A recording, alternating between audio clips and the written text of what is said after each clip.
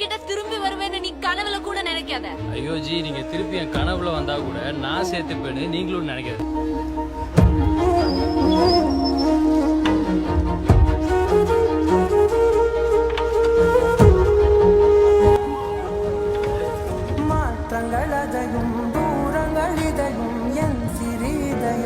Anna Nagar, empty road, night 12 மணிக்கு நீ நானும் மட்டும் ஒரு பைக் ரைட் போனா எப்படி இருக்கும்? சிறு மழையோ இந்த நொடிகள் கனவே எனவே உறவே சத்தமிட்டு சொல்லிவிட்டு முத்தமிட்டு தள்ளிவிட்டு போ.